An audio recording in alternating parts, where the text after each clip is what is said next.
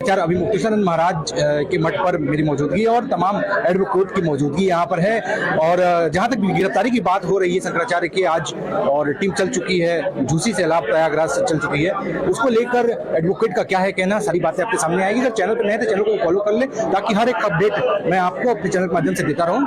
आइए जानते हैं एडवोकेट से क्या है कहना इस विषय को लेकर, शंकराचार्य के जो अरेस्ट करने वाली बातें आई है उसको लेकर।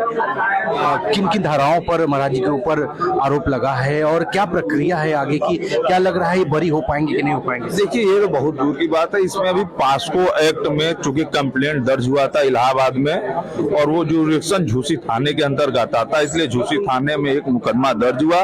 मुकदमा दर्ज होने के बाद ऐसी सूचना है कि पुलिस वाराणसी आई है, हो सकता है महाराज जी को गिरफ्तार करने आई हो या फिर इनका बयान लेने आई। यह एक प्रक्रिया है, यह जरूरी भी है कि कोई FIR दर्ज होता है तो देखिए उसमें विवेचना होगी।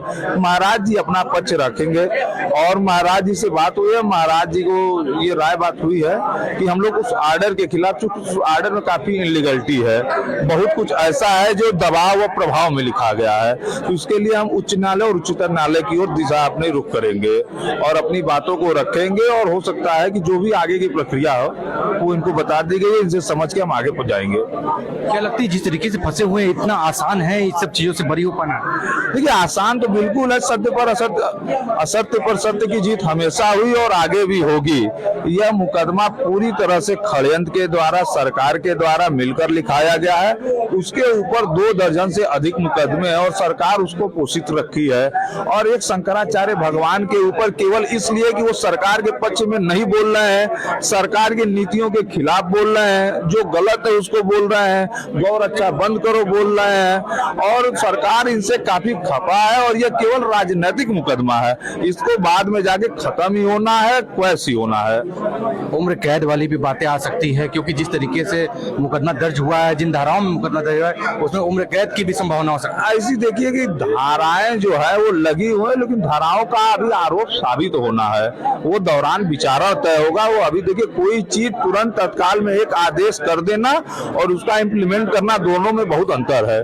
ठीक है, तो ऐसा नहीं है, ये पूरी घटना झूठी है और ये आने वाले समय में झूठा ही साबित होगा। बिल्कुल, और भी एडवोकेट हैं उनसे भी बात करते हैं। और भी एडवोकेट मौजूदगी है, किस तरीके से जो धाराओं लगी हुई है अभी मुक्तेश्वरानंद महाराज के ऊपर क्या करते हैं, किस तरीके से देखना चाहिए? अगर पहली बात तो आरोप लगाने मात्र से या FIR हो जाने मात्र से कोई व्यक्ति आरोपित नहीं हो जाता है। कोई व्यक्ति अभियुक्त नहीं मान लिया जाता है कि FIR हो गया तो अभियुक्त है। अगर FIR हुआ तो उसका साक्ष्य एविडेंस होना चाहिए। चूंकि अभी सरकार के पास साक्ष्य एविडेंस है नहीं, ये सरकार जो है संतों को, महात्माओं को बदनाम करने का एक बहुत बड़ा जो है ले लिया है जिम्मेदारी। उसकी जिम्मेदारी बन गई कि संतों को बदनाम करो, सनातन को बदनाम करो और संतों को तोड़ो, देश को तोड़ो। बस ये आप समझिए, ये पूर्व से प्लानिंग की गई हुई घटना है। ऐसा कोई साक्ष्य है नहीं और ऐसी कोई बातें है ही नहीं। अगर आप FIR पढ़ेंगे तो आपको पता चलेगा कि FIR पढ़ने मात्र से पता चल जाता है कि वो FIR गलत है। जिन्होंने FIR करवाया है उनके खिलाफ भी सुनने में आया है कि बहुत सारे मुकदमा दर्ज है, किस तरीके से देखते हैं इन सब चीजों को? सबसे पहले तो जो सरकार और न्यायालय कहती है कि जो व्यक्ति पहले अपराधी हो पहले उसकी जांच होनी चाहिए। असल में है क्या कि व्यक्ति आजकल तो एक फैशन बन गया है कि उसे कोई जानता नहीं था, वादी मुकदमा कोई जानता नहीं था, वो ऑलरेडी अपराधी है, तो अपने आप को हाईलाइट करने के लिए सरकार के प्रभाव में आके इस तरह का जो है प्री प्लानिंग करके घटना को अंजाम दिया है।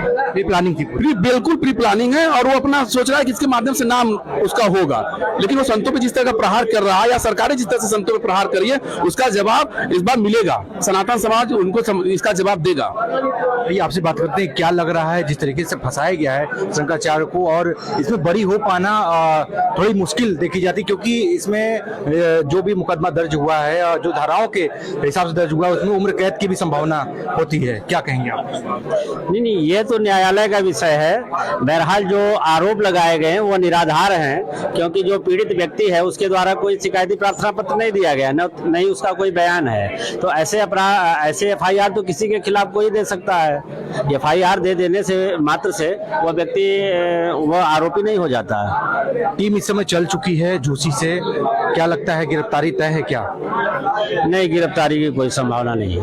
गिरफ्तारी की संभावना नहीं, मतलब तय मानते हैं। टीम आएगी, महाराज जी का बयान लेगी, जांच करेगी और बाकी गिरफ्तारी टीम आ रही है जांच के लिए, गिरफ्तारी की नहीं आ रही। जो बातें हो रही है कि गिरफ्तारी का आदेश हुआ है और टीम चल चुकी है, तो ये कहीं ना कहीं आपको लगता है कि गलत सब खबर है? देखिए FIR को देखने से ये सीधा लग रहा है कि यह साजिश के तहत दर्ज कराया गया है। महाराज जी निर्दोष हैं। बाकी कानूनी लड़ाई जो भी होगी हम लोग लड़ेंगे। हमारे वरिष्ठ गुरु जी श्रीनाथ त्रिपाठी जी हैं और जो भी लीगल होगा वो हम लोग करते रहेंगे।